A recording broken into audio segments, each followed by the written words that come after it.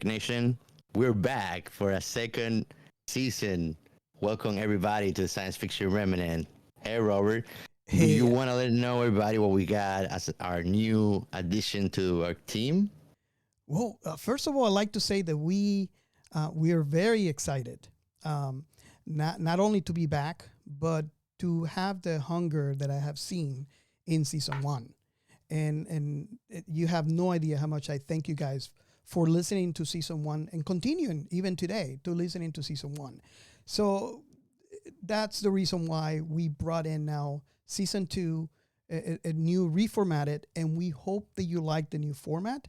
I was kind of listening to all your feedback, and this is kind of like the result of that. So again, just like we said, like me and Giancarlo's always say to you guys, if you have any ideas or anything whatsoever, you can reach out to us on Twitter and let us know.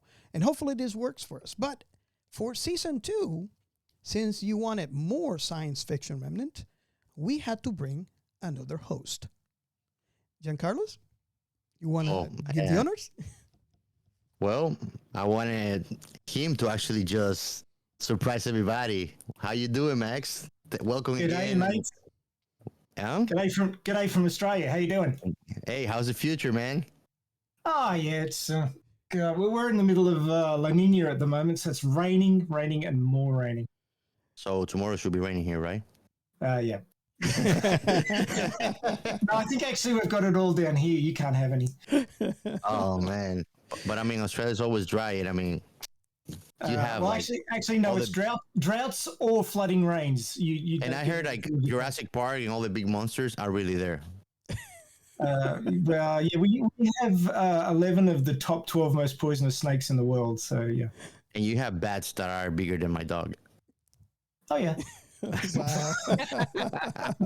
So for all of you guys out there listening, if you hear that voice, Max's voice sounds very familiar, is because he was the last episode of season one, which is still number 2 top downloaded episode for Science Fiction Remnant.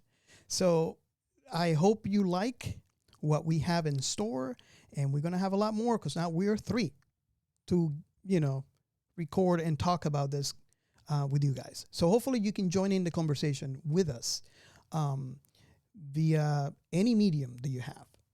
So, Max, you want to give a little bit more feedback to, people that have heard you on our last episode on season 1, but might not be familiar with what you are into or where they can reach you. Okay, sure. So I live north of Sydney in New South Wales in Australia. So I'm GMT plus 10, whereas you guys are GMT minus 5, I think. Yeah. So there's about 15 hours between us. So I'm recording in the morning, whereas it's Monday morning, where it's a Sunday night for you guys. So that's sort of the time difference that we're looking at. I've been a big fan of sci-fi all my life. I distinctly remember going on holiday. We'd drive halfway up Australia to go on holidays up to Queensland from the bottom of New South Wales. So it was like a long 2-day drive or a reasonable 2.5-day drive. Mm-hmm. And I would spend a lot of that reading science fiction books and looking at science fiction art books. Remember all those 70s covers? Nice. From the science fiction novels that were just amazing works of art, and like the Pan Am rocket that they had for 2001 Space Odyssey, which was your most downloaded episode. Yes. Yes, number 1. But yeah, that particular artwork used to really stick in my head, and I used to collect this series of small format comics. Do you remember the Commando comics? The little comics. Oh, no. That's you two time. Yeah, No, it sounds very familiar. But the same format, but they were called Star Blazers, and they came from Britain. And I have the entire collection now. It took me until last year to get the last few off eBay, but there's 273 of them, and they all have amazing sort of golden era age sci-fi stories in them. They're fantastic. So I was collecting them when I was a kid, and all sorts of sci-fi novels and sci-fi movies. And I was there when Star Wars dropped in '77. That was amazing. And yeah, I love sci-fi. It's great. And cyberpunk. I'm particularly enamored with cyberpunk, being a big fan of Alita Battle Angel, which I come on your show and talked about the short couple of OVAs animes for that one as well. Yeah. But yeah, I'm heavily involved in the Alita Army, which is the fandom for Alita Battle Angel. We're trying to get a sequel, so we're campaigning like crazy for that one. One of the episodes I most enjoy. Yeah. It was good fun. Yeah. I didn't even know about any of that before Robert showed me the movie, and then we got to talk to you, and I was like, okay, my life have been alive. we didn't even know we were part of the Alita Army. So, there you go. Well, if you want a sequel, you're in the Alita Army. That's all it takes. I don't want it. We need it, man. We do. So, real people problems. So Rod's working on it. So if you guys hear, then we have the perfect addition to our show. We are 3 sci-fi fanatics, and we're just going to talk about science fiction with you guys. So we have 2 sci-fi fanatics and a crazy guy that can talk. one thing I should mention is that I'm actually a trained biologist. So I've been working in science most of my life. So I'm also a writer, so I'm very interested in how stories are put together, and especially science fiction stories. So soon enough, Max and I are going to start a side project underground where I'm going to be starting to modify myself as cyberpunk. There you go. Well, I am actually a cyborg. I have a blood sugar sensor attached to my arm, which continuously monitors the interstitial blood glucose. So according to the classical definition, I am actually a cyborg. Ah, there you go. Oh, nice. Yeah, you're right. There you go. There you go. So, Giancarlos, here's our first segment. Define science fiction remnant. So basically, what we have been doing in Twitter is we reach out to you and we post a question. If you have someone they like science fiction, they never heard of our show, tell us, how would you define our show to them? And we got quite a response back. And we want to make this part of a segment on season 2 where you go ahead and tell us what you think, how you define science fiction remnant, and you could appear in the, you can get a mention in the show. So, Max and Giancarlos, I'm going to read the first one. In every episode that we have, we're going to be reading one particular one.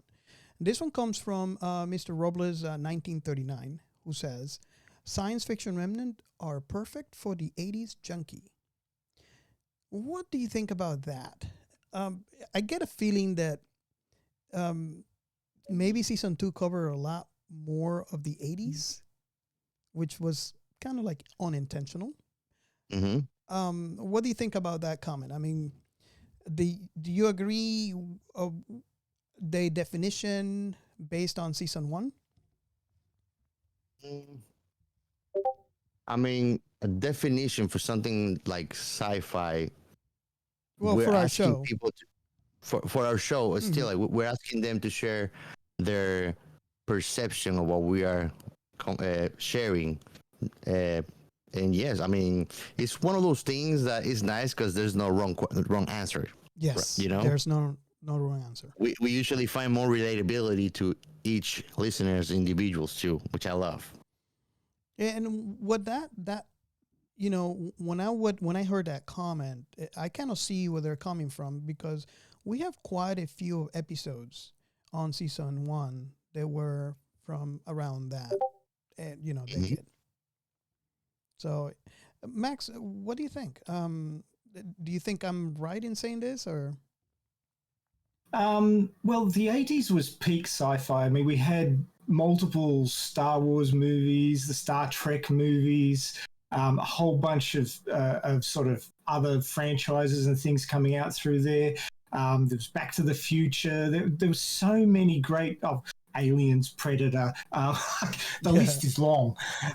So it was sort of a golden age of certainly movies. And there was a lot of writers writing about sci-fi, and computer games were starting to come out. I remember right at the end of the 80s, I had one of those boxy Macs, and I used to play Reach for the Stars on it. And I spent way too much time playing that instead of studying at university. But it was a great time for sci-fi. It really was. Awesome. So, I want to say thank yous to Mr. Robles 1939. Thank you for your comment. His name's Mario. I know him well. He's in the Elite Army. Awesome. He's a great bloke. So, for the next segment, we have something new that we're trying to do. And I guess all of you guys here, as well as home listening, will appreciate. We are Science Fiction Remnant. This is the Funny Science Fiction Podcast. We are the Caribbean Science Fiction Network. We are Monorats. We are One Accord Level 2 Podcast. This is Sci-Fi. So in this segment, what we're trying to do is we're trying to bring attention to the This Is Sci-Fi hashtag, anywhere you use it.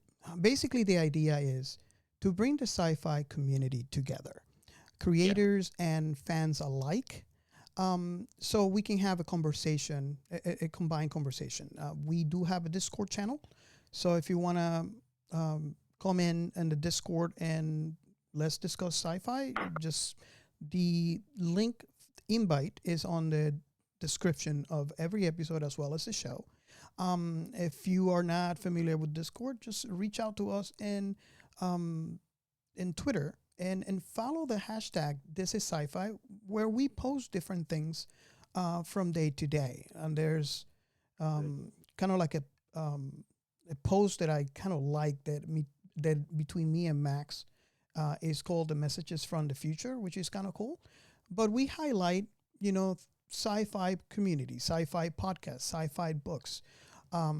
So we want to bring this huge, strong sci-fi community together. And this is the only way that we can figure out to get everybody involved. I want to make a Frankenstein out of sci-fi. There you go. Alive, back alive. There you go. So, thanks for everybody in that clip that you just heard. Special thanks for Nikky from In Bed with Nikky for the last.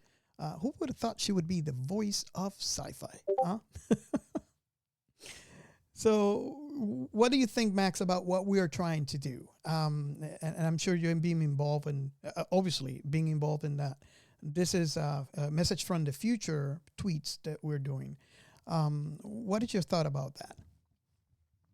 Well, certainly the Discord, This Is Sci-Fi chat group is very active and very interesting. They're all dropping their podcast recommendations and their new episodes, and there's so much there to take in. I've still got to go and explore a whole bunch of these new podcasts that I didn't know anything about. So I'm really looking forward to it. Yeah, and that's the whole idea why, there was so much there was so much hunger for sci-fi. I think, honestly, that because we are such a niche group of people, it makes it that much harder for us to find content. That could be podcasts, movies, TV shows, books, or whatever. So this is, I think, in my opinion, a great idea, so we can bring everybody together and we can all share our experience in sci-fi and share our content. And for those of you who are hungry with sci-fi content, this is actually perfect because you can take a pick of what you like and get your sci-fi fix. Giancarlo, so what do you think? I mean, I love This Is Sci-Fi, even though I was not in the past really realizing I was part of the community.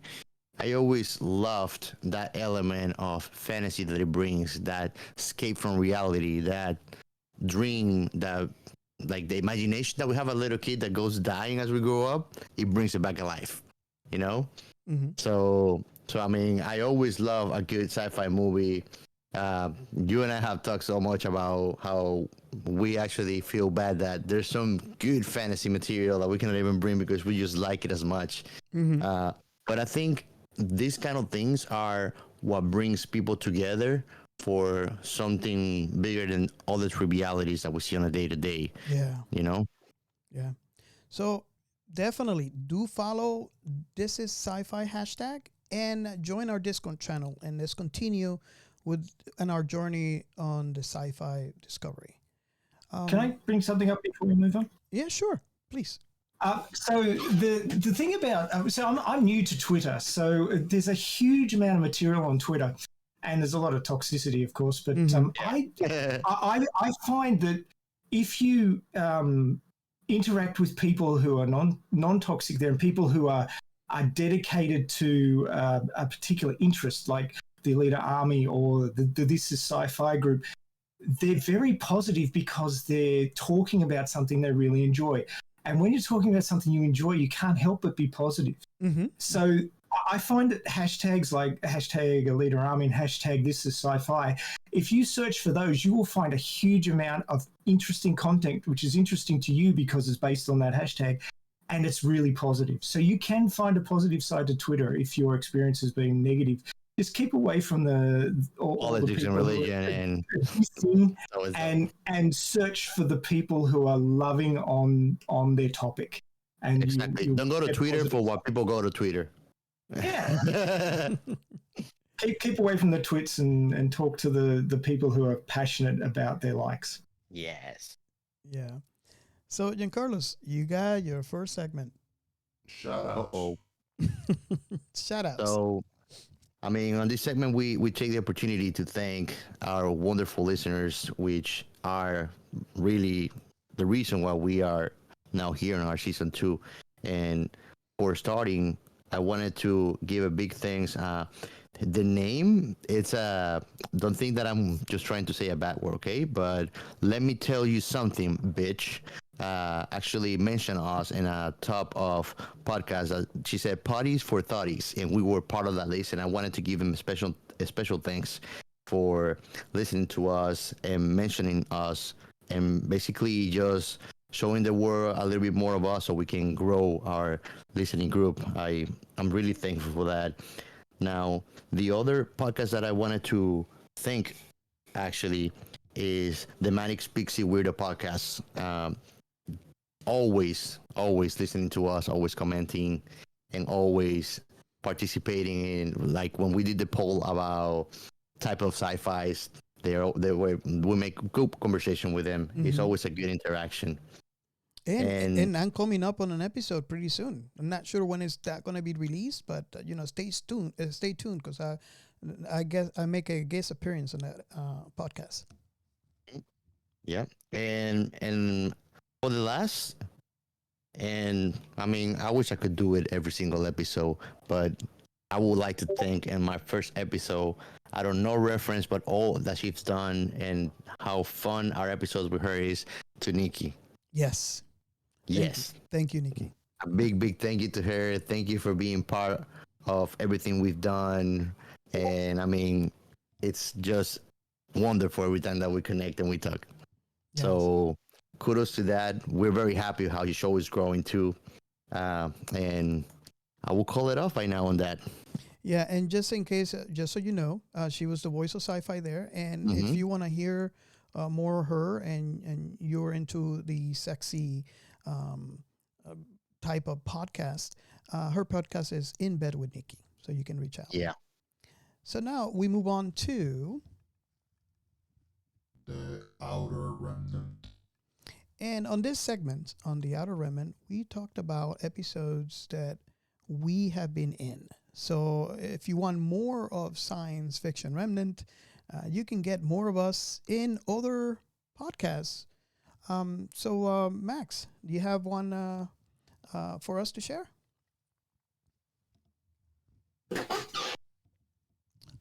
So where I've been appearing. So is that the one you were talking about? Yes, the where we. I thought you were going this week. You were going with the one you mentioned in shoutouts. Oh, That's why I'm confused. no, that's okay. That's okay. So basically, the one that I want to point out is a two-parter. And there was an episode that we appeared on in Radio Chaos.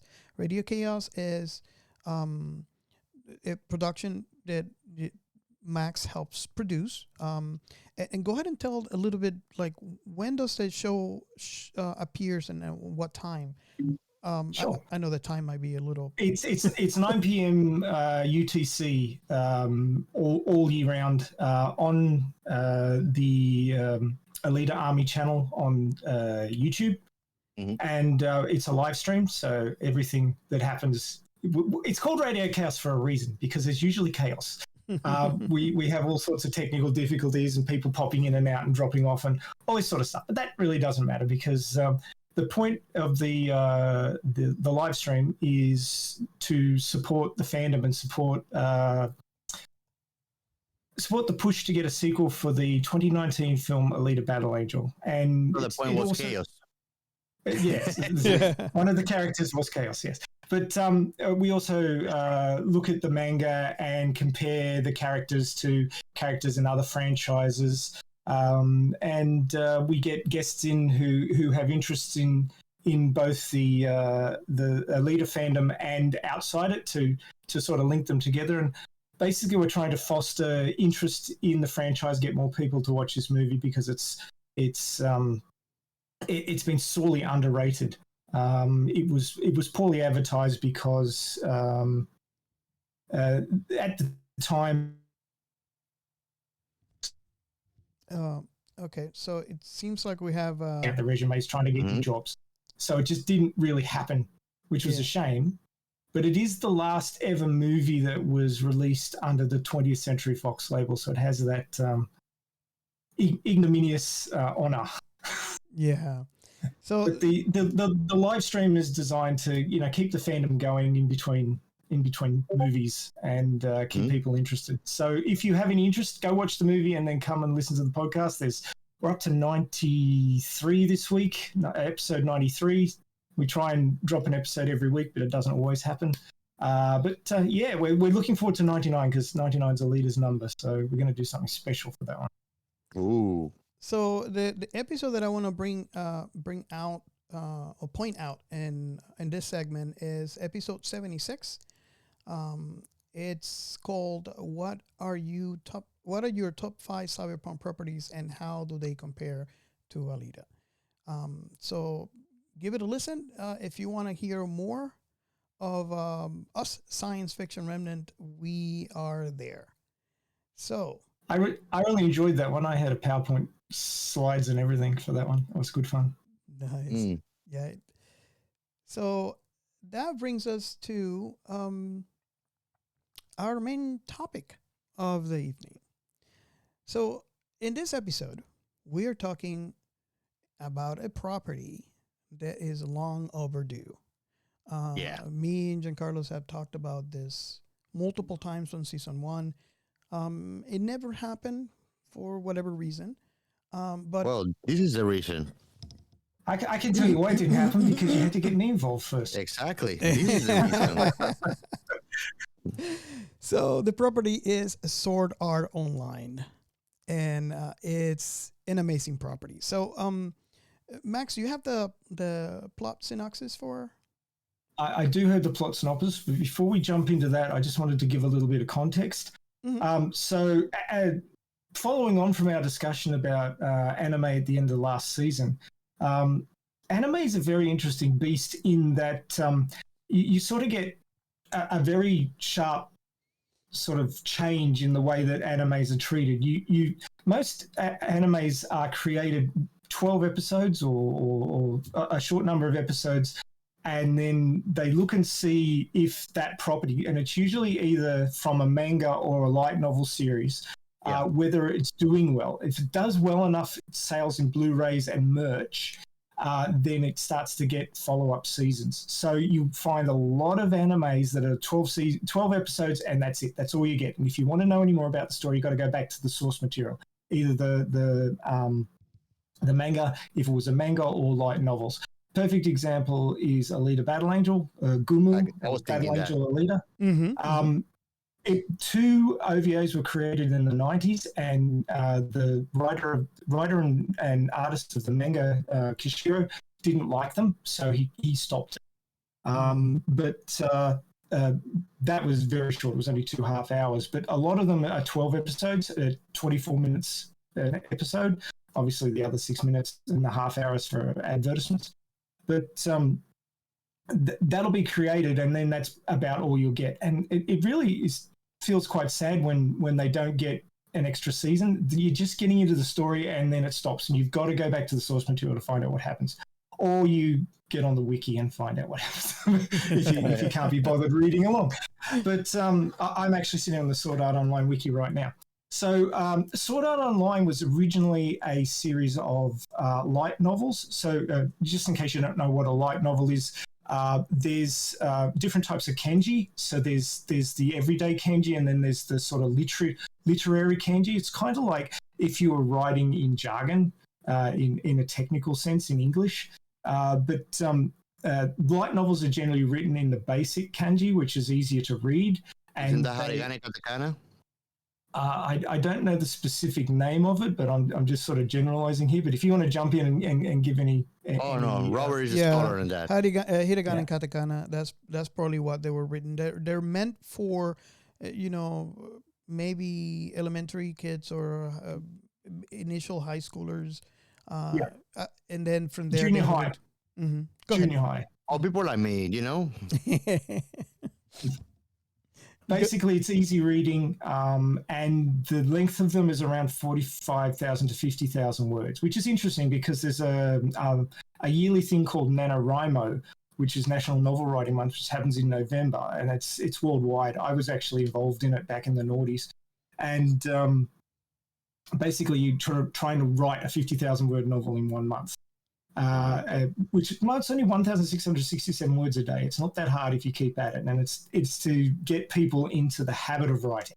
And oftentimes they'll produce 50,000 words of rubbish if they finish it all, and then you've got to turn that into a novel. So novels don't pop out of a writer's head fully formed. You've got to go through edits and changes and rewrites and all this sort of thing. It's good that Max says this, because that way, well, a thing that is just so difficult to write a 1,200 words essay, I'm gonna be like, okay, let me shut up. Oh yeah, you got to have a brain for stories, you really do. But getting back to Sword Art Online, so 2009, Sword Art Online started coming out with the light novels. 2013 was when the first Sword Art Online series began. So obviously, there's 4 seasons, two movies with a new one just coming out in December. I'm not sure exactly when this episode is going to drop, but 4th of December was when it came out. I'm expecting this episode to drop after it's happened. Maybe you can still catch it in cinemas. But that story is actually sort of like it's almost a prequel. I'll get to what it involves in a minute. But the initial Sword Art Online series had 2 story arcs in it. Ahnkrad, which was the Sword Art Online game arc, and then Fairy Dance, which was a follow-up one. So what happens in the Ahnkrad arc is that 10,000 people have managed to get into this game. It's full VR, what they call full dive immersion. So basically your brain signals are being intercepted and put into an avatar in-game rather than moving your body. So your body is basically comatose, but your mind's moving a character around in a game, and it's full immersion. So you're seeing, hearing, tasting, smelling, feeling this world rather than the world that you actually exist in. So this is full dive VR. That's the basis of it. And a man called now, what's his name? Because it's quite a complicated name. What is it? That is I know for all of the sci-fi fans out there, that is and slash gamers, that is a fantastic dream to get into, and it's also scary at the same time. You know what's the scary part? The Matrix part. Yes. Well, it does sort of run off that sort of whole Matrix vibe as well. Absolutely, absolutely. I could not agree more. So yeah, this over here, it's very interesting because this the anime came out in 2012. So it's based on a game that goes online next year. November 6, 2022. And Do it you think is do you guys think secretly that it's gonna be true? Like, there's gonna be a nerf gear coming up? No. Just like a lot of these things, you look at Back to the Future, where we've already passed the year in which they jumped forward at the end of the first movie. So during the second movie, they jumped forward to 2016, and obviously we're way past that, and we didn't have flying cars or hoverboards or jackets that were self-drying. For the record, we have hoverboards and we have the Nikes. Oh, we had the Nikes. They made the Nikes, but that wasn't all that hard. And there's hovering boards too. I've seen them. yeah. Of course, they're not commercial. You don't see them all on the street. And most importantly, there are DeLoreans. Actually manufactured here. Expensive. They don't run. They don't travel to the future. But they're DeLoreans. So you want to market? Story is very interesting. Yeah.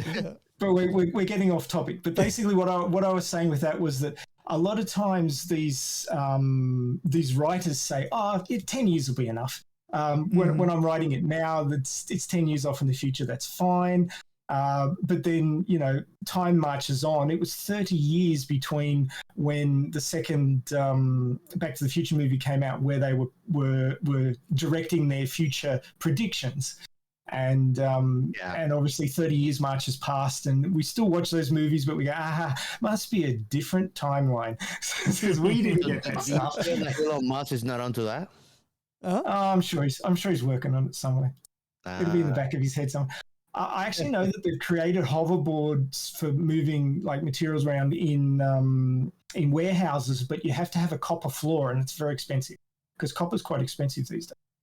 Yeah, I mean, at this point, like the next step that hasn't been even commercialized of VR, which I would love to have one, is what's it called? A bidimensional walker platform, rover. Oh yeah. So the multi-directional treadmill. Multi-directional treadmill. Yeah, but it's still on research. So it makes me feel like we're really far away. If we cannot do that fully yet, we are. And I mean, there's so much of the brain and anatomy and the structures that it's just mystery to us still. Yeah, and they're doing the gloves recently. So I mean, we're kind of going in the right way when it comes to VR, but yeah, like you said, we're definitely not there yet. Yeah. Well, I'll cover a lot of that in the science behind science fiction section. I've got a whole bunch of stuff to talk about for that. Cool. Now I found his name. Where was it? Akihiko Kayaba. Oh, try saying that 5 times fast. Yes. So he's this guy who created the Nerve Gear and wrote the Sword Art Online game. So the protagonist of the story, which is Kazuto, what's his surname? Kazuto Kitigaya. So Kazuto Kitigaya. Kazuto's his given name, but obviously in Japan they put it around the other way, so it would be Kitigaya Kazuto. He apparently built his first PC from parts when he was 6. So this is the kind of guy we're dealing with here. He's very technologically orientated. He managed to get into there was 1,000 people who got into the beta for Sword Art Online, and he was one of them. So he had an inside line on it. He is also trapped with 10,000 other people inside this game when the logout button doesn't work. And the Nerve Gear, the way it works, involves EM radiation into the brainstem to block nerve signals to and from the body, and also to provide information to the user from the system. But also it uses microwaves to do this, and the headsets are created so that if you lose all your hit points within the game, it basically nukes your brain and kills you. So all the 10,000 people who are trapped in there, if they die in game, they die in real life. Basically, Kaiba was a... That's every gamer's dream. Woo! Really? It's secretly, you know. Well, I'm just that idiot that tells it to everybody. And then everybody goes like, no. I think it's referred to as the death game. Yeah. I think it's just against. Sadly enough, I think that paved the way for the next wave in this franchise of gear, where they had the protection, where the gear is in the future episodes. After this arc is done, the gear now monitors your vitals, like heart condition and stuff like that. Because I always wonder about this: how many people out of all those people that died when the logout button disappeared, and then the announcement was made, because of the psychological trauma. Because I mean, we're talking about there's a big range of people that got stuck in there. You could have people that maybe have a heart attack because of the psychological trauma, and if the body dies, is the inverse to what was supposed to happen in the game, where if your body dies, you die in game as well. So and the infinite how do you call it, question, like can the body live without the mind? Can you really kill the mind, Which that actually is being put to the test in this property because of the creator. As we know what happened to him. Now, maybe Max can give us a scientific, more factual answer, but is it possible, or you will have to really, how can I say, put together a system that would on purposely kill your mind, or once it disconnects, really, if your mind is being in another place by technology, really can be killed and not just turn on? There are a lot of stories, a lot of sci-fi properties like Chappie, The Matrix. The new Matrix movie is going to be going down that road, I believe, because obviously the main characters died at the end of the third Matrix movie, so they're resurrecting them. So there's got to be some way that their consciousnesses have survived. There is suggestion in a lot of sources that a human consciousness is just a mass of data so large that it's managed to become self-aware, and the idea that the entire consciousness could somehow be digitized and replicated somewhere else is a very hot topic in a lot of these sorts of properties, including this one. Yep. So we don't have the technology currently to do it that I know of. Maybe Elon Musk is working on it, but as it stands, the whole idea of AI versus, it is actually part of what we're not going to cover today with the Atlasization third and fourth seasons of this property, that they're creating what's called a bottom-up AI. So they're basically recording somebody's soul through taking a copy of all the information in a baby's brain and then growing it up as if that person was real inside of a VR environment, a full VR environment. So that's what's called a bottom-up AI. It's a grown individual, artificial individual within an environment, whereas a top-down AI is a written AI, so something that's been programmed. And so you could say the difference. The other one is more like a self-actualizing AI. Yeah, exactly. Something that's it doesn't need updating. It already will take on infinitely into perfection as it continues to learn and make more tools in order to learn more. You know, I was thinking about something too, and now that you mentioned Max, because while we're on the topic of can the consciousness be transferred, and can we leave, continue living on this property in particular when they're doing the copy of the what they call it, a floodlight, which is Yeah. basically the soul. Um, in the beginning experiments, they were copying themselves, the scientists, and the copies had catastrophic failure, and they basically just died out. It Yeah, makes that was trauma when they found out that they were a copy. yeah. They discovered that they weren't the original. So that brings me to a question, and we probably talked about this in Kind many of of the breaks down their episodes singularity. on season one. But the is it possible? Well, let me pose this question here.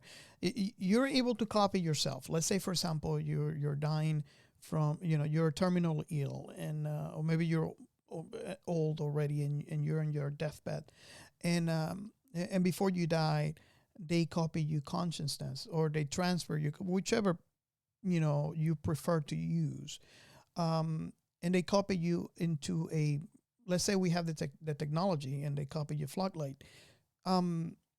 So I wonder what the comparison on the psyche, because as humans, we always tend to think on self when you think internally. So the fact that you are a copy of yourself, I can see how that could cause some psychological trauma. But in the case where you're copied into another and original dies, I wonder what you guys think about the psyche in that particular scenario. Also, is it would you consider a copy or a transfer of essence in that particular scenario? I always wonder about that, especially when I watch that arc on Sword Art Online in compared to other properties on sci-fi that I have actually seen.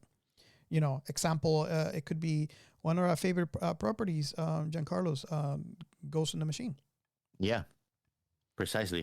Do you mean Ghost in the Machine or I Ghost in the think, Shell? I think that's a matter of fantasy, but I'll let Max jump in before I create the dream for people, because I don't think really it's me. Well, there's more than one factor here. Most of the properties that deal with people ending up being transferred or modified in some major way. I mean, you look at RoboCop.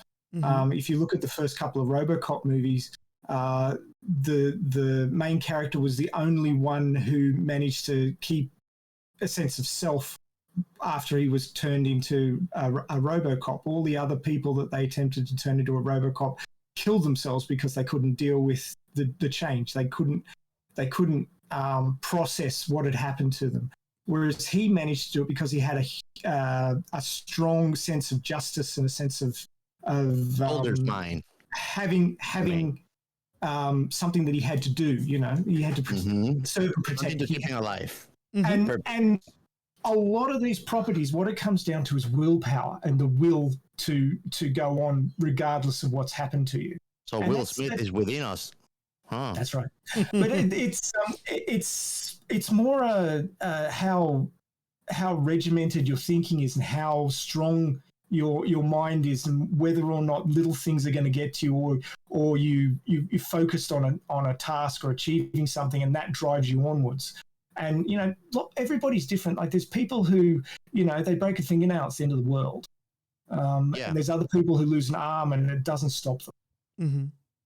So you got to look at it like that: the strength of the person's mind and their drive and their values. A lot of people aren't particularly attached to their bodies, and other people, they break a fingernail, it's the end of the world. So it's very variable. Mostly a certain type of those mind. that live out of their image and the vain things that are more material, right? Mm-hmm. Because once you talk about something like this, the materialistic aspect of life is completely useless. if you think of it. I mean, going back to this property for a moment, there's a lot of discussion about what is reality and what is you're basically they're saying your experience is your reality. So if you're trapped inside a game, that is your experience, that is your reality. So you've got to make the most of it, and that's something that happens between the two major characters, Asuna and Kirito. That he teaches her to embrace wherever you are at the time and get the most out of it.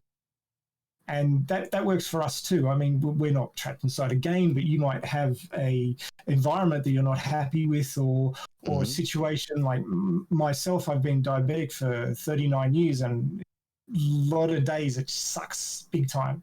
But that is your reality and you just got to deal with it. Do you repeat a lot inside your mind? Oh crap! They don't have sugar-free. But basically, it's all about dealing with your environment and getting the most out of every day. And that's a lot of these anime have these sorts of important life messages. And kids who are in junior high and high school are watching this. And I think that there's a lot that they can take away from these things, even if they don't realize that they're getting these messages. They're getting them, and I think that's actually one of the good things about anime, that it's giving the kids these hints about life and about how to make their lives survivable or even better if they really, latch onto these ideas. It's true, and I mean to put another simple message that he shares that goes hand to hand with that, it teaches us about self-acceptance, because most of us want to be. We don't differentiate between the ethos and the pathos, and the truth is we do not accept what we are, but we try to lie ourselves on what we want to be. So we don't accept ourselves. And I think that that's one of the points that it touches a lot, that Kirito tries to show to Asuna, is about also self-acceptance. Yeah. Well, he she's so strong and she doesn't accept that. Well, he teaches her self-acceptance. She teaches him self-actualization. Yes. So, yeah. Well, Kirito also suffers for what he had to do in game. Just to survive and just to, guard against evil or protect the people he cared for, or as much, because, he does care about everybody that got stuck in there, and he tries to protect everybody from what happened. So that, and things that are out of his hands too. Exactly. So he had to do things that are not kosher in order for that to be a realization. So I think mainly and partly some of his trauma is because of that. He had to kill people, and put this in the shoulder of a teenager, and it's already a hard thing even for a soldier that goes out and he's under orders to kill the enemy. He's still killing another person, and that's why we have PTSD. Now we have this kid, he's not even a professional soldier. He's just trying to survive. He's trying to protect people. And I think that's exactly what's going on. He has some heavy PTSD after this game. And he was 15 when he went in there. Yeah. And Asuna was 16. So, but I mean, wow. Kids that of that age, like 16-year-olds, were sneaking into the army in World War II, but they were in a military, so they had instruction. They were told what to do. He wasn't. He had to work it out for himself. Yeah, yeah. And that world, it may not be obvious to the listeners, but the game was meant to be PvE, so it was players versus environment. They had to beat the boss at each level to go up, and there was 100 levels, and they had to beat the game. But made it PvP.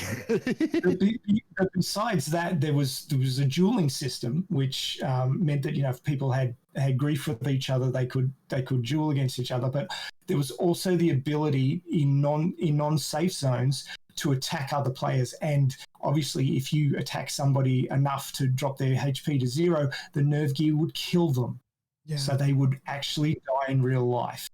And there was a murder guild called the Laughing Coffin, which pops up over and over again in the storylines that we're talking about here. And they went around killing people. That was their thing. That's what they enjoyed, making people dead.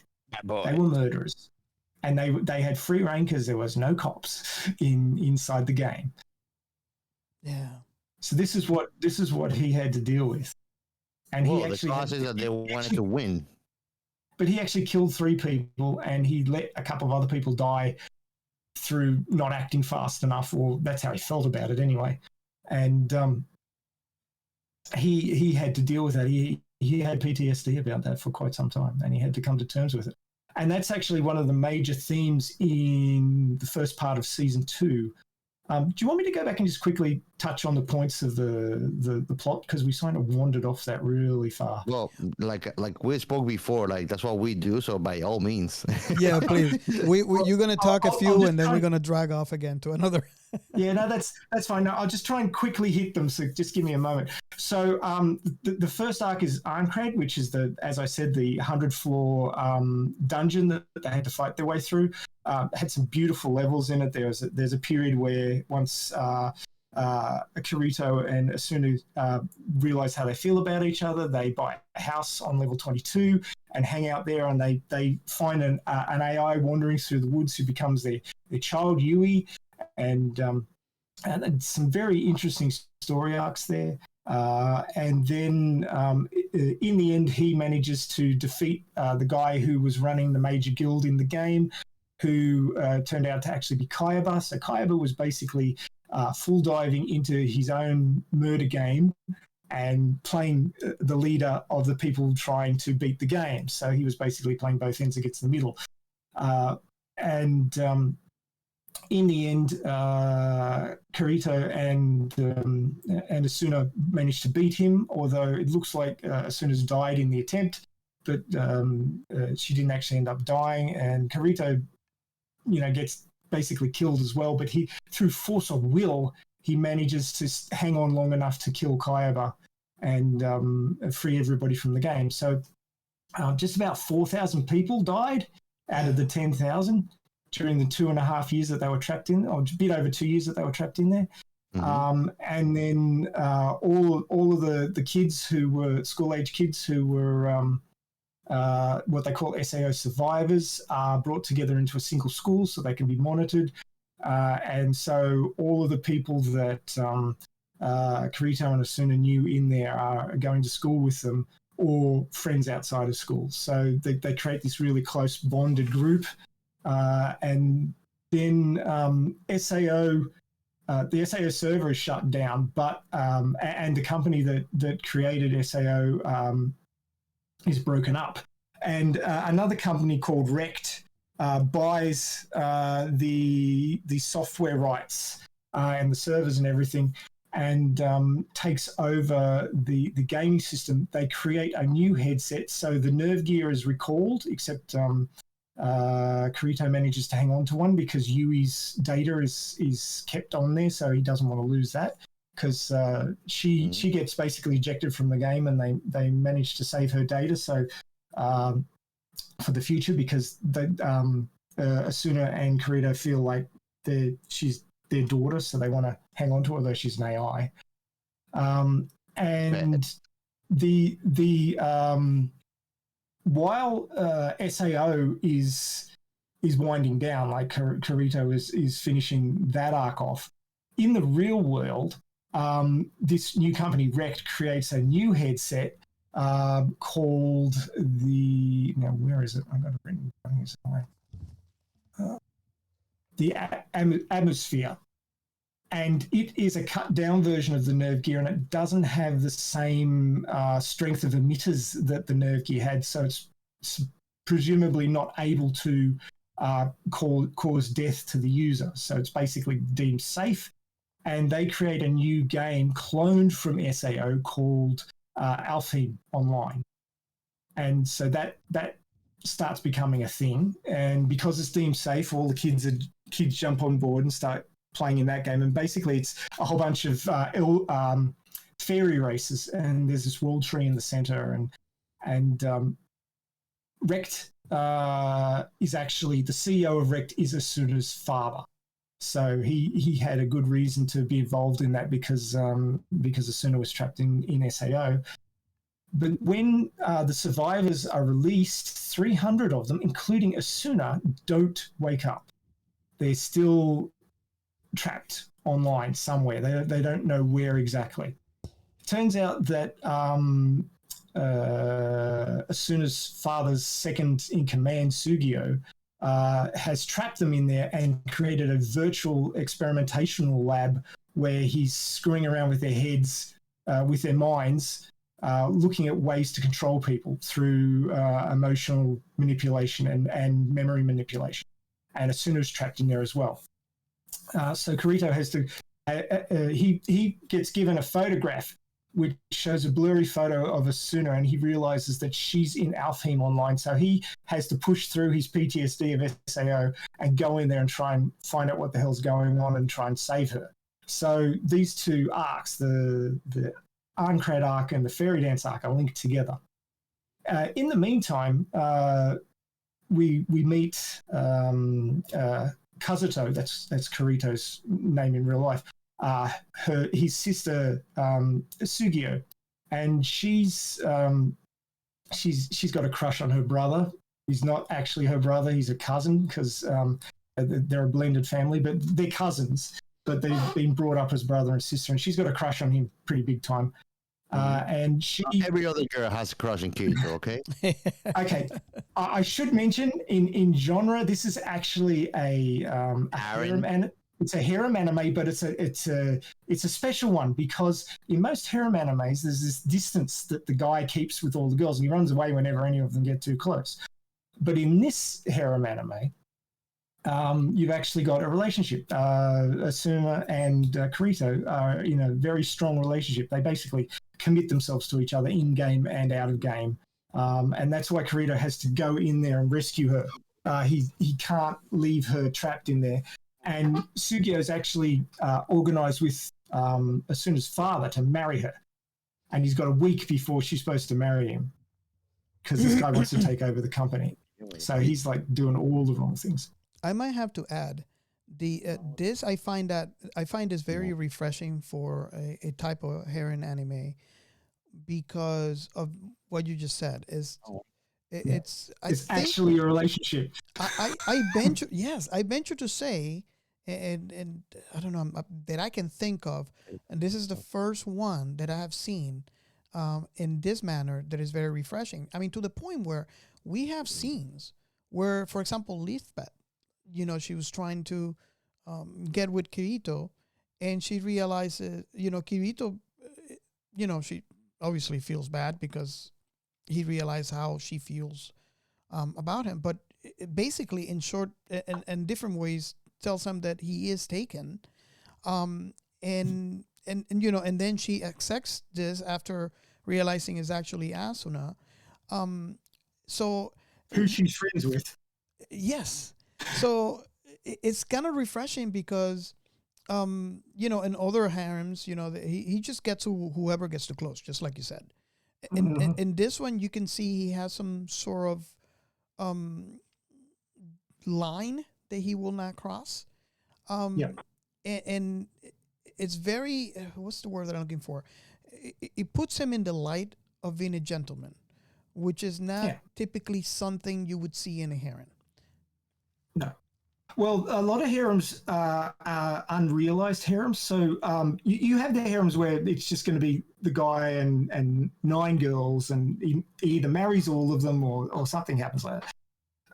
But a lot of these animes, they set up the harem dynamic, but there's never conclusion. One that I'll bring up as an example is Noskoi, False Love. I don't know if you've seen that one. It's very good. But in the anime, they set up the harem and nothing gets resolved. There's a whole big backstory, but it'll chew up too much time.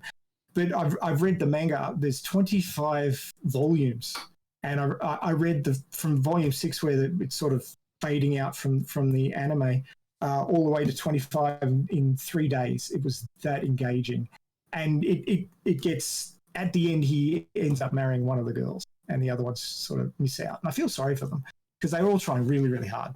Yeah. But Kirito is in in the anime called a chick magnet. And basically, he's in a death game and he saves people as much as he can. He plays as a loner, but he'll always jump in to try and save people. He's a hero, and he jumps in to save people. And you know, a girl's about to die, and he'll jump in and save her, and put himself at risk. And then he will do what he can to help her achieve her ends, and they fall for him, which is not unsurprising. But there's a whole bunch of scenes where Asuna and Kirito are sitting away from the others, you know, being all lovey-dovey, and the girls are just sort of sitting there grumbling and moaning like, oh, God, they're always doing that. When am I going to find somebody like that? Because they've all fallen for him and then had to get over it because he's a Asuna, and that's not going to change anytime. You know, so it's nice that conclusion to the romance dynamic has happened early. It makes a whole lot more sense than just a permanent sort of orbit of all these girls around one guy.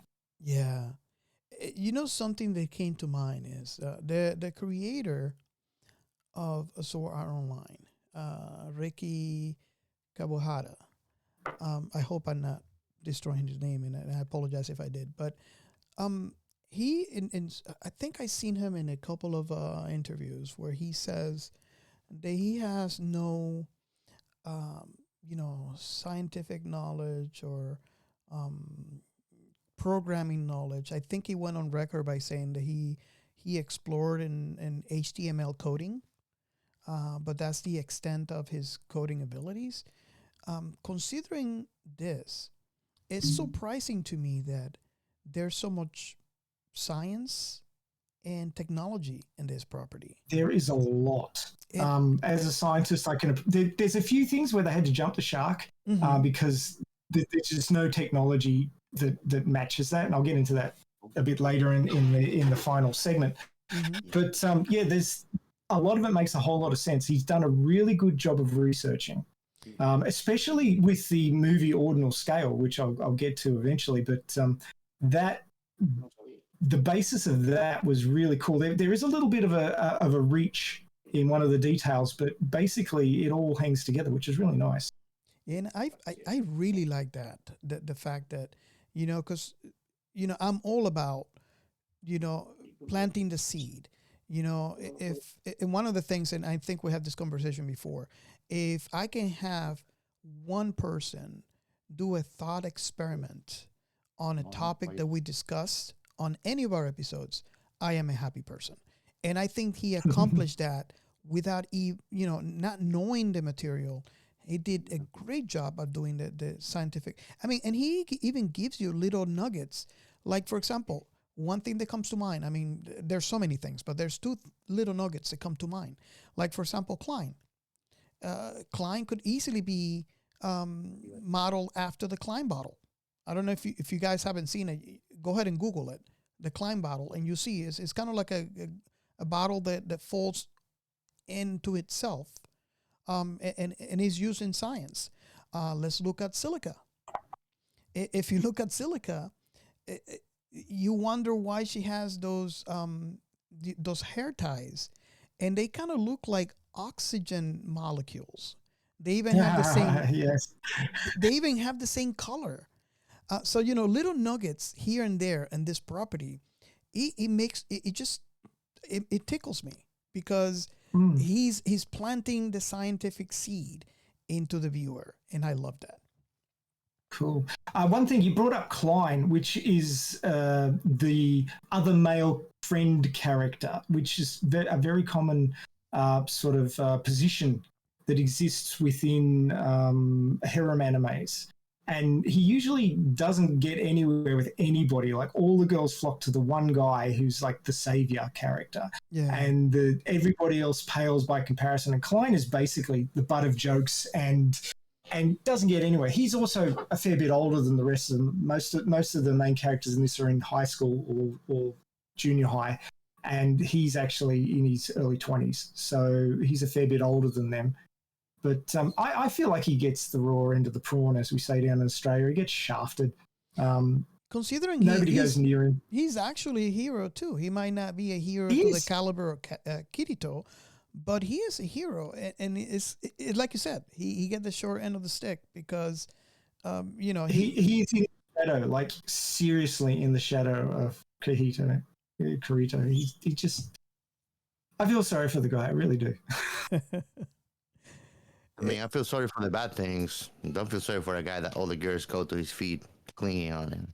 Kirito, Kirito, Kirito-san, Oni-chan. So jumping back into the I don't even know if we're going to get through the plot synopsis, but the fairy dance arc in Alfheim Online, basically, Kirito transfers his character into that realm, discovers one item in his thing that transferred over correctly, and it's the heart of Yui, and Yui becomes an assistant sprite in that realm for him. So he gets his AI daughter back, and then he gets dragged into a fight between two different elven races and manages to save a girl there who, lo and behold, turns out to be Sugaha, his sister, but he doesn't know that yet. Mm-hmm.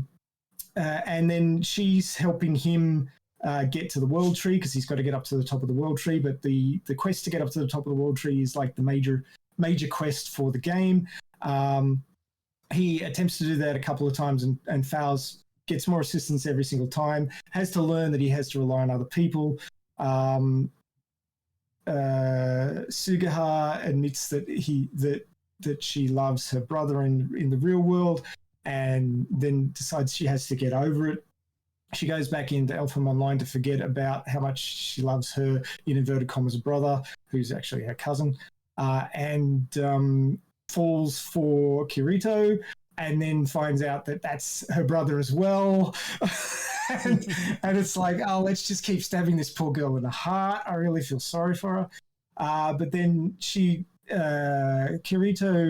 helps stop one elven race from trashing two other fairy races, and then ends up getting their help to fight his way to the top of the world tree. He gets up there and discovers that the quest was never meant to be able to be successfully completed. It's been locked by sysadmin, but he managed to luck upon a sysadmin swipe card, which Asuma had actually dropped from the gilded cage she's trapped in at the top of the world tree.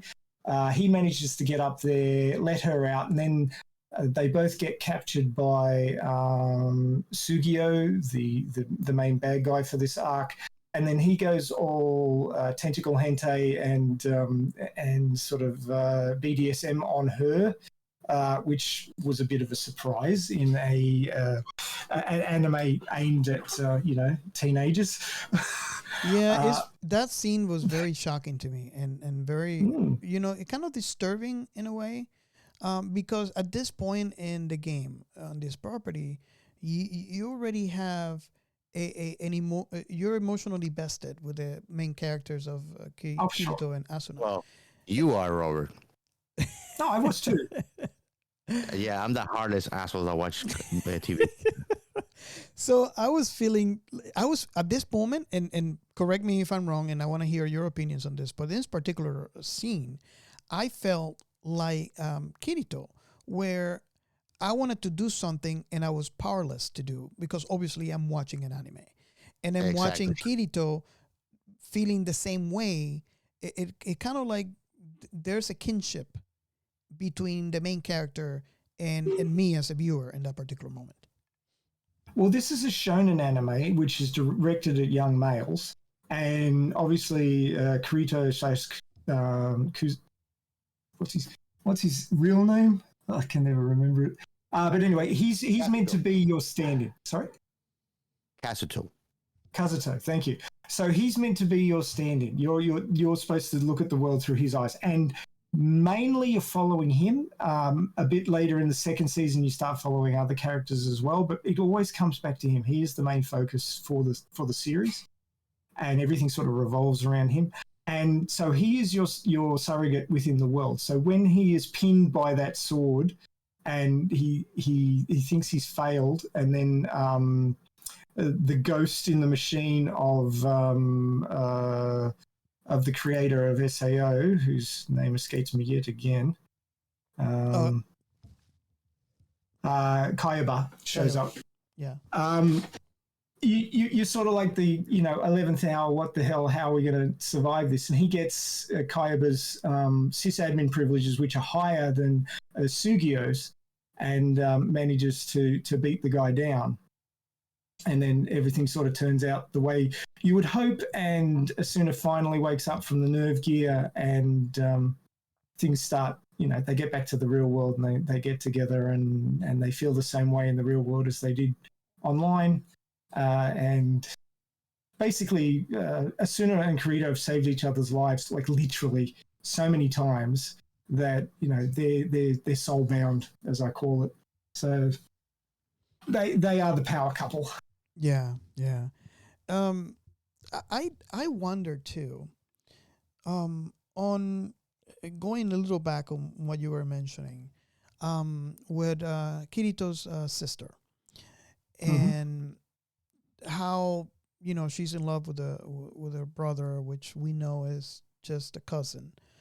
I wonder how much of that could be played on the word Oni-chan, which it could refer to an older brother as well as someone that you look up to, and the translation to English makes it sound more detrimental than it needs to be. I wonder what your thoughts are on that. Well, I must admit I've only watched this in dub, so I haven't picked up on the use of that word particularly.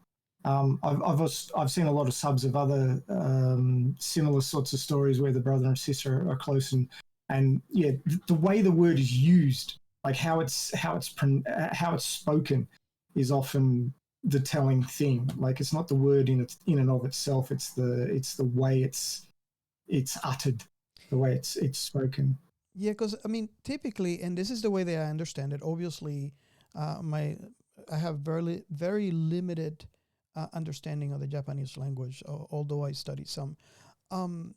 It's actually a term of endearment that yes, it could signify an older brother. It could signify closeness to someone in particular.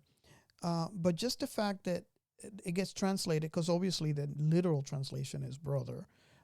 So you would understand why when it gets translated in English, they would call it brother. There's really no other word that could signify all the other stuff, all the other definitions that I have actually mentioned.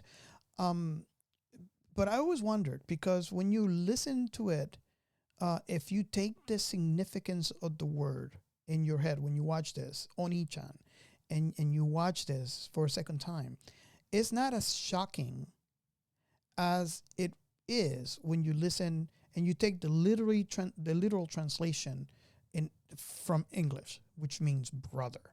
I always wonder about that.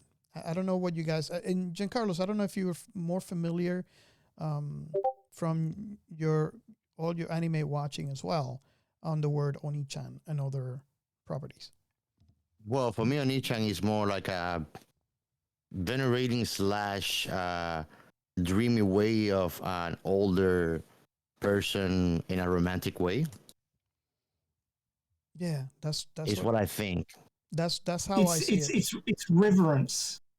It's reverence, but there's some romantic involvement into it, right? There could be. There can be. It doesn't always have to be. Mm-hmm. There could be. It depends if because if not, they will call it sama, which is only respect and veneration. Yeah, but if the younger sister is sort of being all cutesy at the time and exactly, like sort Oni, they don't say Oni-chan. So I always wonder, because I mean, I have to admit, the first time that I watched it, and I'm sure that the creators and the directors, all this stuff, play into that in the story just to make it, a little bit more shocking, because when you have a shock and awe in a property, in a story, it makes that story that much more fun and good. It makes a good property. I mean, that's why we have all those those endings where it's like a complete 360 and you don't know, you're like really shocked on what happened. So I wonder if, although they knew and they played on with that word, because that word in English is a lot stronger than it is in Japanese. And I have to admit, the first time that I watched it, it was shocking to me until I learned that it was actually a cousin. And we know that he grew up in the family as the brother, because they explain it very specifically in the story line, where they took on Kirito and they raised them as their own. But my thing is, the first time I watched it, it was shocking. I was like, this is icky. And then I realized, oh, not that it's any better, but it's a lot more, I can take it a lot easier once they explained it was a cousin. I mean, let me start with Giancarlos. What do you think about that, what I just said? And then we move on to Max. I would like to hear what Max had to say first. Okay. I don't know. I don't know why. Like I'm loving having Max because his input too sometimes actually modifies mine. I think hard about things, so I usually have a good. I either have a good grasp or no grasp at all. Put it that way. So I guess the way I was sort of looking at it is the heart wants what the heart wants. You can't always emotions don't have a logical perspective. Exactly. It's feelings, and feelings don't give a shit who the person is. If you feel something for the person, then you feel something for them. Your logic might take over and go, no, that's like if you know that's my blood sibling. I cannot feel that way about them, and you just shove that in the bottom locker of your heart and never think about it again. Or you know, if somebody's way more impulsive, they might try and act on it. And I mean, there's laws in every country that says you can't marry a blood sibling, mainly because of the genetic issues. Which is, you know, recessive genes from both sides coming together and causing mutation and deleterious effects in the offspring, which is, being a biologist, I know all about this. So you just basically want to avoid that. But then you look at history and you go, okay, like the Egyptian royal family was, you know, getting it on with each other, and lots of other royal families have married into the same family. And you look at a really hot topic over the last 10 years, Game of Thrones. The very first book, you open that book and there's a brother and sister, king and queen. And there it is, you know, first chapter. It is part of the history. If you look at any royal family throughout history, this is what you see. But it's not a good idea. I mean, the heart wants what the heart wants, but it's still not a good idea. Yeah. And, you know, it's because it's taboo, it's a bit exciting. So people go, ooh, that's exciting. Not something I'd ever try, but it's exciting. So Absolutely. And here's the funny thing. Now I go in because, I mean, it's funny. It didn't change my opinion, even though I did enjoy your view on it. If me and my sister are walking out there and we are romantically involved and we are just boyfriend and girlfriend out there, if you don't know that we are siblings, it's just normal to everybody. Mm-hmm. You know, so information can change a lot the social view of a relationship. I mean, there are animes out there that explore this very concept quite heavily, and I've watched a few of them, and I sort of see the ones where the brother and sister have got closer and closer, and then these are blood siblings. I got closer and closer and closer, and then they said, well, it was actually a harem anime, and the guy gave up on all the other girls and wanted to be with his sister, and then they went to the point of getting dressed up like they were getting married, and then went, okay, now we'll stop, we'll just walk away. And I'm like, really? It sort of broke it for me. It's like, really? If your heart is that dead set on something, you wouldn't just walk away from it. You couldn't. Yeah. Your heart wouldn't let you. And, but it can and be I have treated as just any other relationship, really, if you think of it. Exactly. But I have a lot more respect for the stories where if you're going to go to the point of starting a relationship with your blood sibling, stick with it. Like you wouldn't go to that point and then turn around and walk away again. Hey, guys. I thought Max was going to be the one that does this, but I had an emergency coming up. So I I need know. to say early goodbyes. Well, no. that is a segue into our next a next segment. So I'll let you guys close up, and I'll make Just sure. segue. I have a friend here visiting. He was in the studio with me. I won't do that again, I guess, Okay. because he's the one that has the emergency. But I mean, it's been great. And just to close about that topic that we were talking, actually, one of my favorite harem/soft hentais is not really a hentai, but it's about a guy and his two stepsisters, and they are crazy in love with him. And I mean, it's treated like something normal. And to close about the things that happen on the animes and stuff like that, Robert and I have spoken about this. Is that They allow with taboos, social taboos, and this is just a social taboo. is that cis X Kiss? Yes, that one. Well, they're stepsisters, aren't they? Yeah, Yeah, they're not so blood blood related, but I mean, yeah. And then their parents are like so excited about them being together. It's like confusing. Yeah, it is. It's a bit unrealistic, but anyway. So I guess we'll be talking soon, guys. It's been a true pleasure. Always All right. good to have you back. Yeah. All right, I'm jumping out, but you guys enjoy the closing. Catch you then. Okay. So you want to jump into the next? Well, I still haven't got through the second season. That was only the first season. So Go. there's a couple more points we could just cover if you want to. Yeah. Go ahead. Go ahead. Okay, so that last scene that I was talking about with Kaiba showing up again, he gives Kirito a thing called the World Seed, which is a cut down version of what's called the Cardinal System, which controlled SAO and controls Alfheim Online. He gets that and he says you can do whatever you want with it, delete it or hand it out or create a new game with it or whatever you want. So anyway, Kirito decides to upload it online and let everybody have a go at it. So they get a hold of this thing. And a whole bunch of other games are created, including one with sort of a cyberpunk setting with guns, missile launchers and all that sort of thing called Gun Gale Online. Mhm. And in fact, there's a spin-off anime of 12 episodes called Sword Art Online Alternate Gun Gale Online, which is available on Netflix here, and it's really good. It's only focused within that game world. It's got other characters in it, but it's as endearing as SAO. So I recommend everybody have a look at that if you're into SAO. It's really enjoyable. It's got a good twist at the end too. So I had a lot of fun with that one. But God, I can't even say his name now.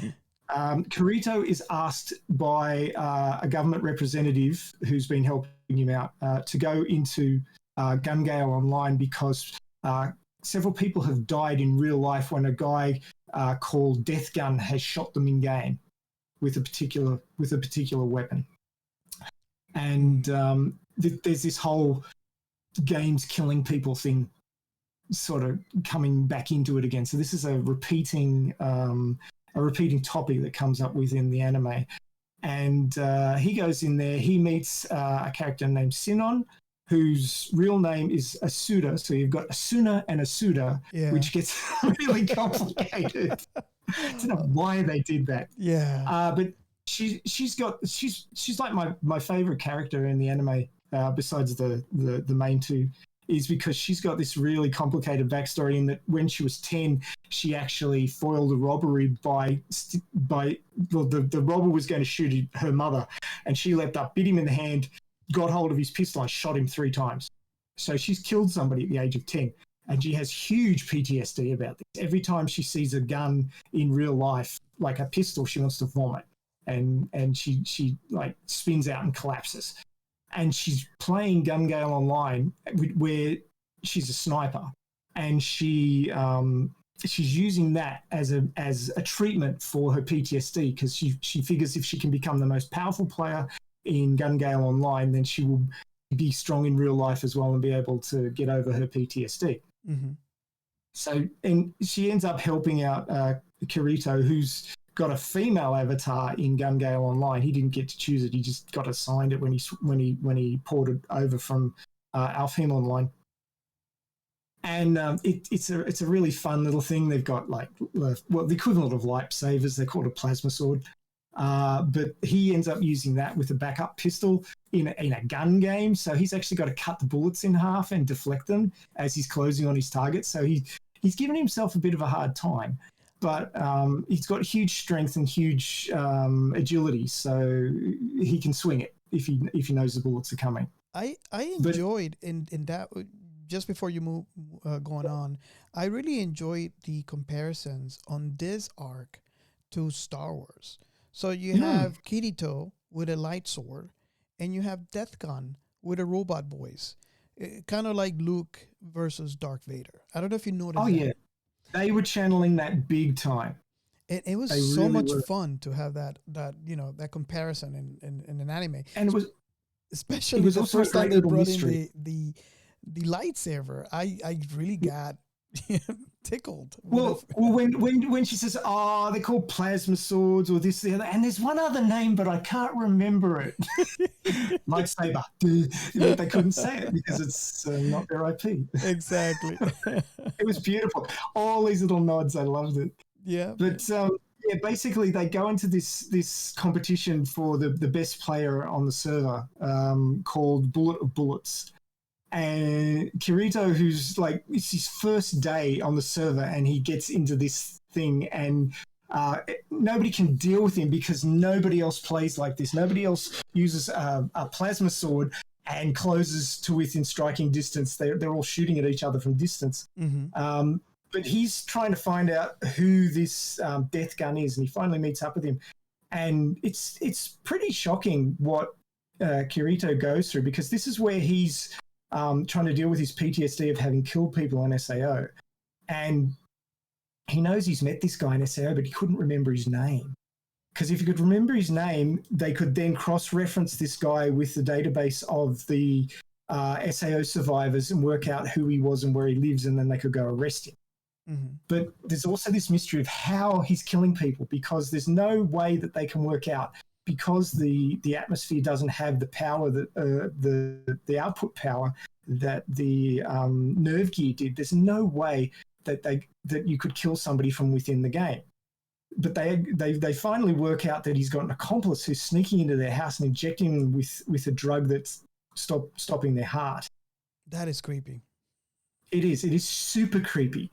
And then when they realize that it's people who are high profile and are living alone, so they can get into their apartments, and they're there in the room. And when you've got this atmosphere on, your senses are blocked.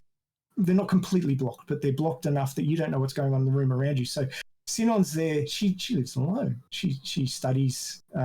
She moved from a prefecture into Tokyo to do high school, and she lives alone. And they realize that somebody's probably, because Death Gun's trying to kill her. He's shooting at her with his pistol, and Kirito manages to stop him. But they realize that there's probably somebody in her apartment right now with a syringe ready to inject her as soon as she gets shot in game with his pistol. And that is freaking scary. Yes. And she can't log out, because if she logged out, they'd kill her anyway. But as long as she doesn't die in game, she's got to try and avoid getting killed by this pistol. So, it's just freaking scary, really well written, and really like heart-stopping, heart-in-your-mouth kind of entertainment. It's actually my favorite arc in the whole thing so far, except maybe Ordinal Scale, the movie. Ordinal Scale was really well written. But Kirito manages to remember the guy's name eventually, fights him to a standstill. Actually, they both manage to fight him to a standstill, and they deal with him. And then Asuda's friend, who is very keen on her, shows up, and he's unhinged. And it turns out he's the brother of an SAO survivor who was in Laughing Coffin, and they're working together to murder these people. Yeah. And he's attempting. He's sexually assault. Well, he's assaulting her. They don't quite get to the sexual part, but it's implied that that's what he's working towards. And Kirito bursts in, like he goes over there from the hospital where he was diving from, and he bursts in, and you think that he's been injected, and that he's going to die, but he actually still had one of the tabs on from the heart monitor that he was wearing in the hospital. Yes. And the needle hits that, and so he doesn't get injected. And they beat down the guy, and he manages to save a suitor. So of course she falls in love with him too. Yeah. Because that's what happens. Because why not? Because that's what happens. He's a chick magnet. Even the nurse, who was the same nurse who helped him rehabilitate after he got out of SAO, she's got the hots for him too. Yeah, I found that to be so hilarious. It was really funny.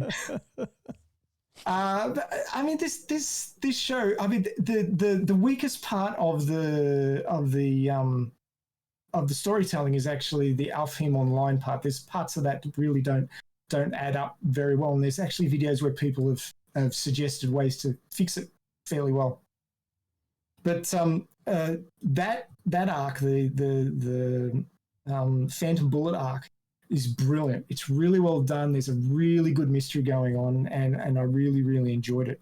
Following up on that is a small arc to do with the cardinal system. So Alfheim Online has the full cardinal system. The full cardinal system goes out into the internet and finds information about legends and then incorporates it into the game.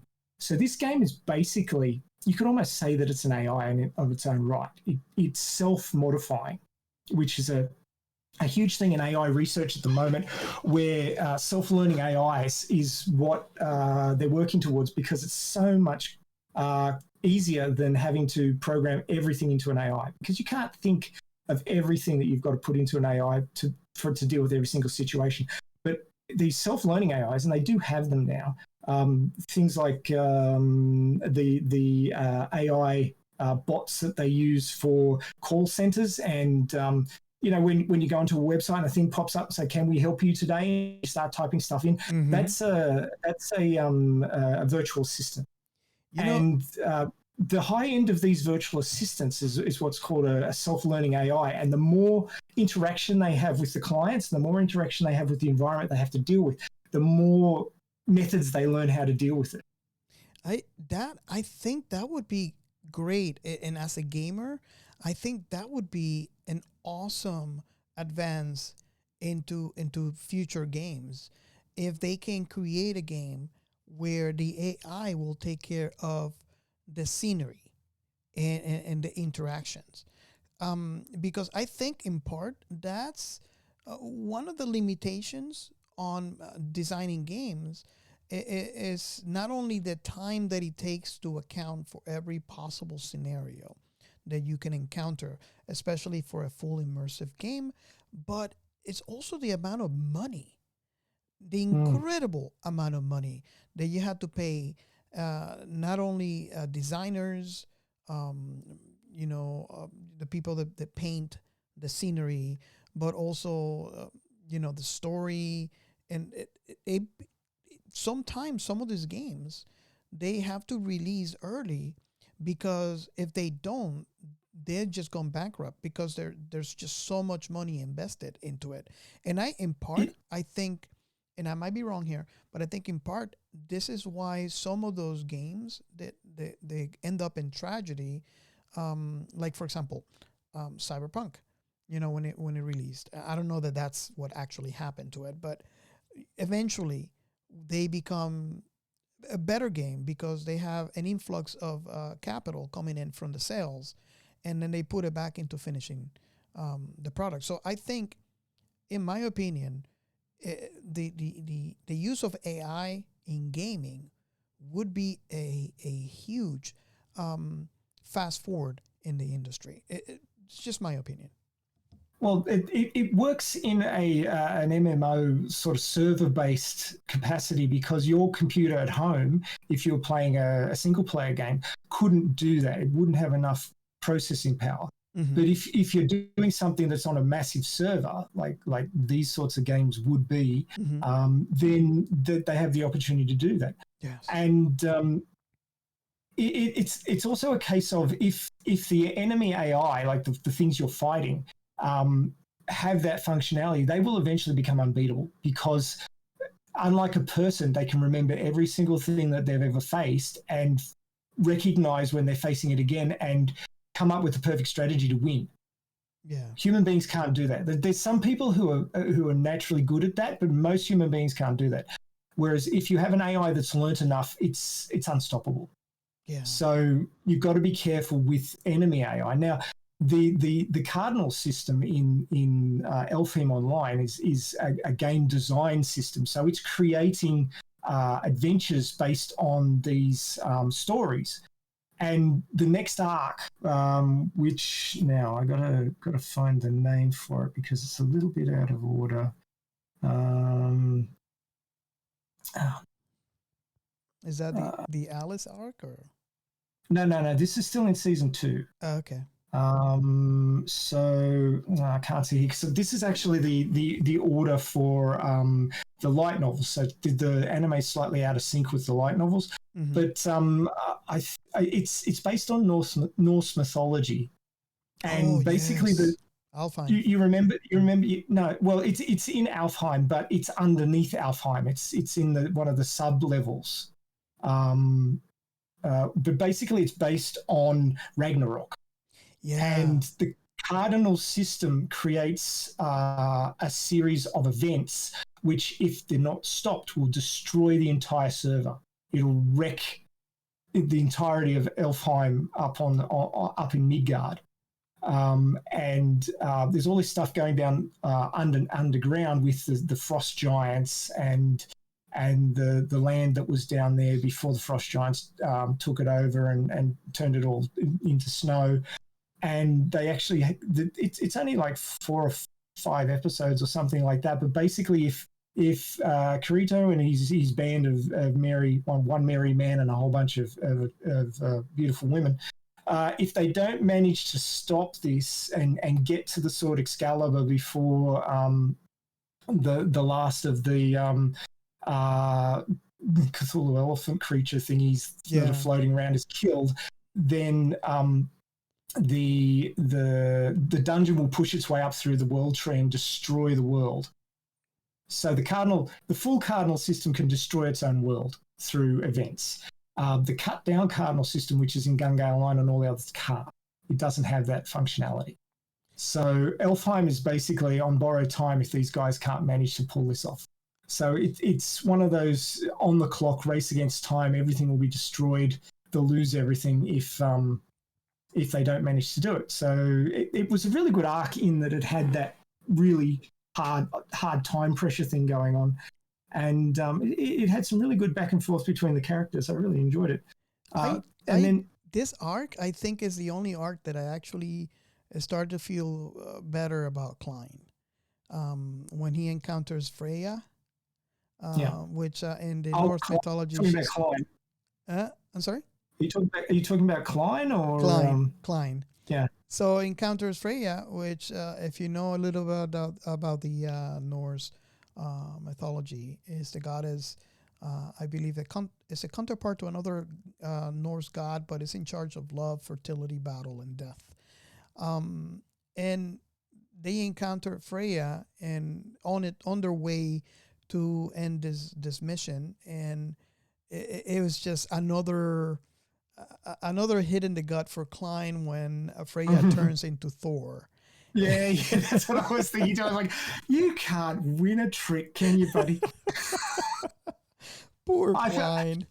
I'd like to write to the I can't write in kanji, but I would really love to write to the author and say, look, give Klein a girlfriend. Come on, you can't be that mean to the poor guy. There's so many girls there, just one. Well, they're like they're like 7, 8, 9 years younger than him, so that's probably why they're not. But you know what? In that direction, I would even be happy if they create like a virtual one. You know, I'll take that. You know, like for example, when he met Freya, it's like, okay, this is not a real one, but you know, at least he's getting a virtual one, and not even that. He turns into Thor. Well, the difference between the characters of Klein and Kirito is Kirito's action and Klein is verbiage. So Klein meets people, like when he met Asuna for the first time, he was telling her about how he's looking for his soulmate, and Kirito kicked him in the guts. to shut him up. Yeah, Because Kirito hadn't got together with Asuna yet and didn't want to miss out on that good stuff. So he had to shut him down. But Klein is way too upfront. Kirito is you got to have that air of mystery to get girls interested. If you throw everything up front, they're just going to, oh God, not another one of those. But yeah, Kirito does two things right: air of mystery and saves the girl in the first instance. Like he rocks up and saves them. Yeah. And then he continues to do so. So, like, that's why they fall for him.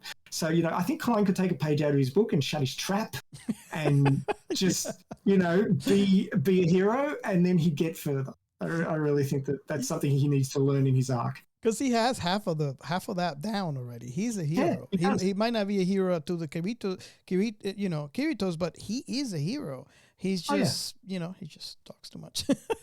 Mm-hmm. Yeah. So remember that, guys. If you're listening and you're unlucky in love, air of mystery will attract more women than just being upfront and going, "I'm looking for the right girl. I'm looking for my soulmate." Don't say that. It's implied. Just shh. Okay. So that arc was interesting in the whole technology side of the cardinal system and design that evolves, like a game design that evolves, and that we could probably talk about that for a while, but I'm actually running out of time myself, so I'll get onto the last part of season 2, which is called Mother's Rosario. That's the arc that it's in. A character named Zekken shows up and starts challenging people to duels at this particular place in New Arncrad, because the Arncrad floating castle gets transported into Elfheim so that they can play through it again without dying and being permanently dead. This character turns up, and all the other people in the group have had a go and lost resoundingly.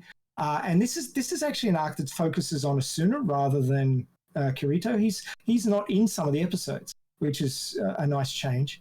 But Asuna's having a lot of trouble with her mother because her mother's trying to control her life and wants her to go to a new school, not be at the school for the survivors, and basically sort of trying to separate her from Kirito and get her to marry somebody she thinks is more suitable to her daughter because they're a well-to-do family with political and business connections, and she wants her daughter to have money and power and all this sort of stuff. Yeah. So basically, mother's trying to control her life, and she's pushing it back against it. Her mother doesn't like her going into VR worlds and wants her to stop doing that as well. She as soon as trying to work out how the hell she can deal with the mother because they're not on good terms. And Asuna keeps getting told about this Zekken and how they're the best fighter they've ever seen. Even Kirito was lost to Zekken. And Asuna goes, "Oh, I'll give it a shot." And she goes up there, and Zekken is fighting in this cloud of smoke and beats this guy down and then drops down out of the smoke. And Zekken is a girl.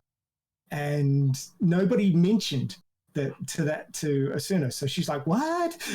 And then she looks over at Kirito. You lost deliberately, didn't you? Because we found out previously that Kirito doesn't like beating on girls. Yeah. Because he's a real gentleman, etc., etc. But she says, "No, look, if Zekken, which that's the nickname that she's got, but her name is Yuki. If Yuki was in Sword Art Online, I wouldn't have got the dual wielding skill. She would have. She's better than I am."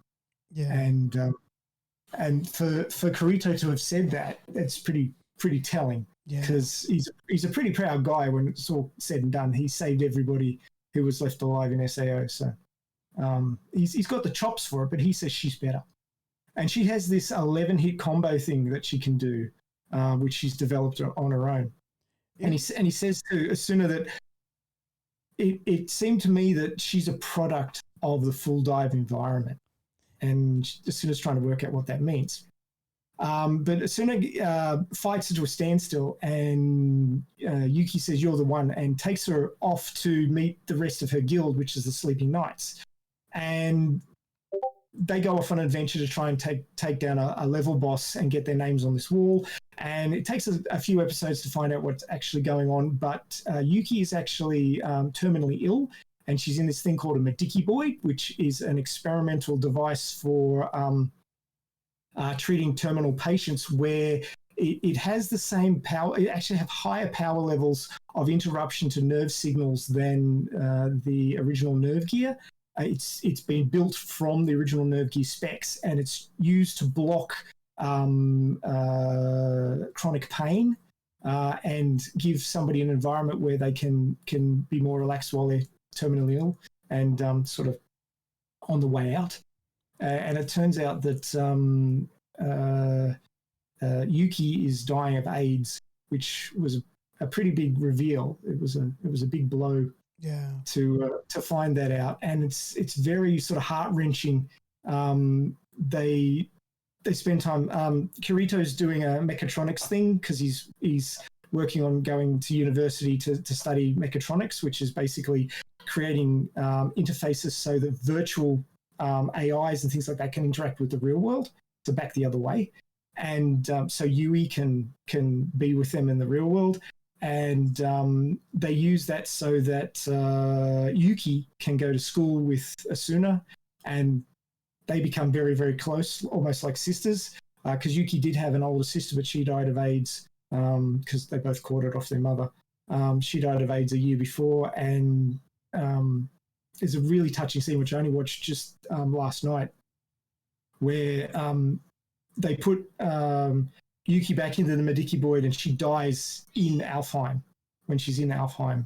Yeah. And this everybody's there. This arc broke me. Yeah.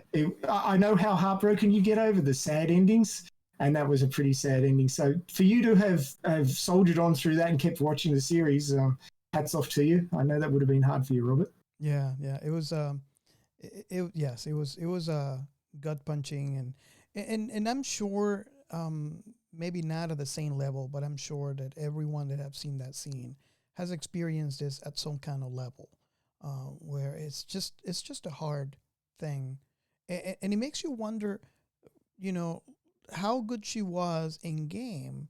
How much is that related to the fact that the game is actually her reality because of the chronic pain?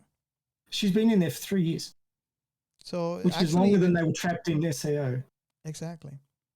So yeah, it was it's sad considering how young she was as well. She was 14. So,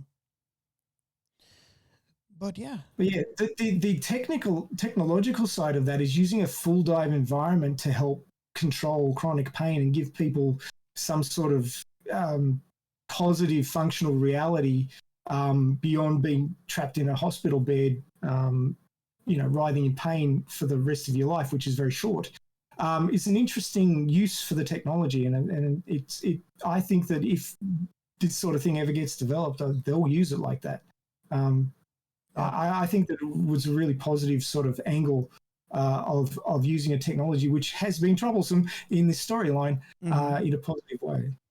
Yeah, I imagine that the great benefits of the technology that would cause into, like, say for example, treating terminal ill patients on a it's very hard. Like, lying in hospital for, like, I've been in hospital for a couple of weeks, and it was boring as hell. And just being in there for years, that would just be heartbreaking. Like, you'd see your years ticking by, and you're going to die soon, and you're getting nothing out of it.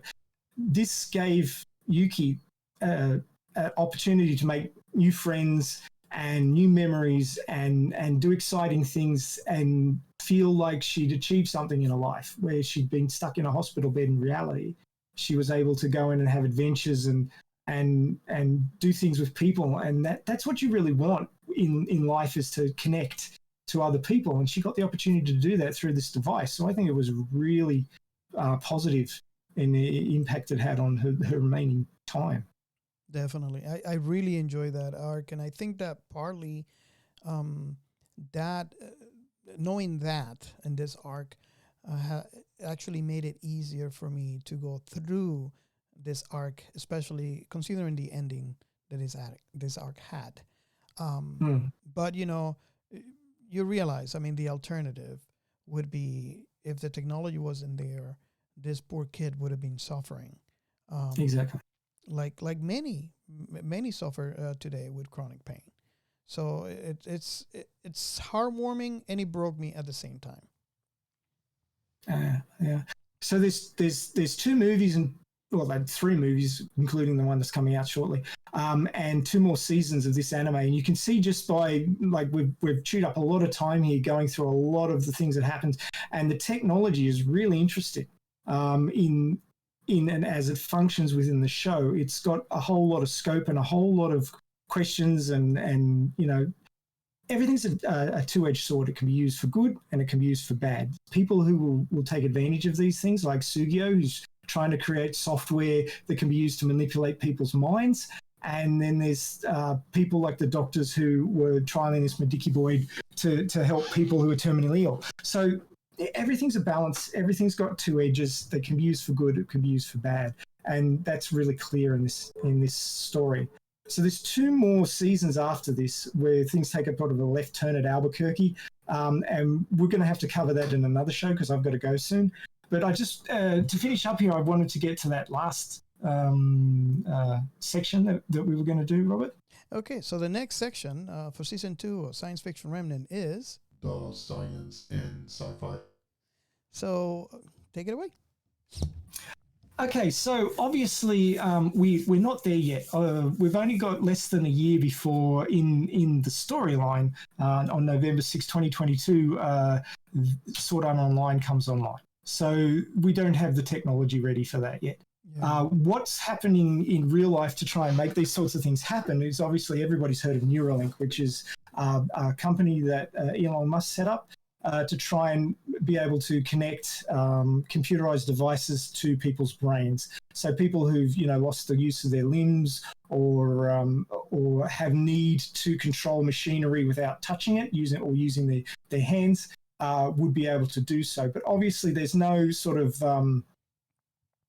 zero contact method of doing this. There's no Wi-Fi for this sort of thing yet.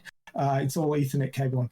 So what we have to do is they're working on connecting electrodes to people's brains, literally into their heads. So there's a direct link between people's brains and neurons and translation devices, which will then control the machinery. So this sort of thing is still in its very early stages.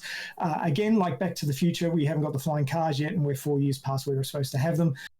In this reality, we are not going to get to Neuralink. Neuralink is not going to get to the point of nerve gear inside of a year. It's just not going to happen. Yeah. But parallel universes, maybe there is one where it's all come together, and there is a guy named Kayaba who's going to do all sorts of nasty things to 10,000 people. But I don't live in that universe, neither do you. Yeah. So Neuralink, they're working on that. Obviously, that technology has the ability to really help people who've had brainstem injuries or spinal injuries, and get them able to control equipment again without having the ability to move their arms or legs. It also, as I said before, with a double-edged sword, a lot of people are scared that having somebody put a chip in your brain will then enable them to control you. And of course, without proper government regulation and controls on these things, and obviously, something new like this is going to take them a little while. There'll be a lag before the government regulation comes in. But all these sorts of things have to be very carefully watched and made sure that they're not used for nefarious purposes. Yeah. So that's the big hassle at the moment, the linking part. So this Neuralink is, you think something and then the machine does it.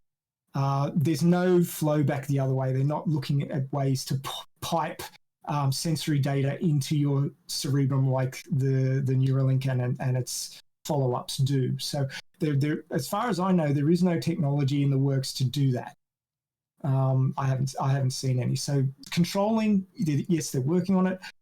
Getting feedback, force feedback or visual sensory feedback isn't in the works at the moment. So we don't even have that opportunity either. So you can't full dive and control the thing and get that get that feeling of being there.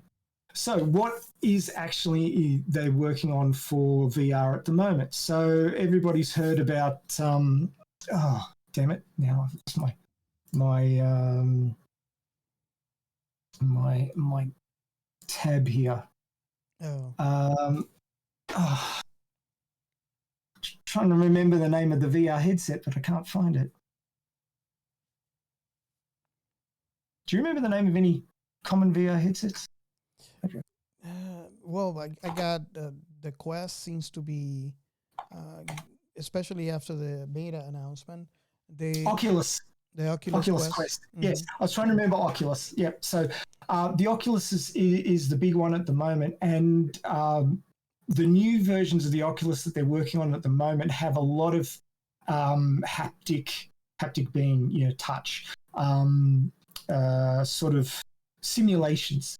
So you've got the omnidirectional treadmill.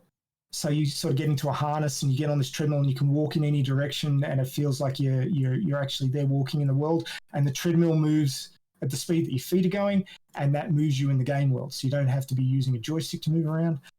There's the gloves, as you mentioned before. Obviously, eyes and ears are covered with the headset, so you get 3D sound and you get 3D visuals. So you feel like you're in the world. But obviously, jumping around, gravity,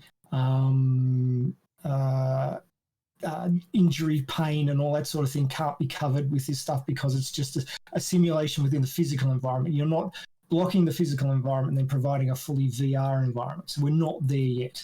But that's sort of where the VR experience is going at the moment until they get some way to pipe all that good stuff straight in your brain.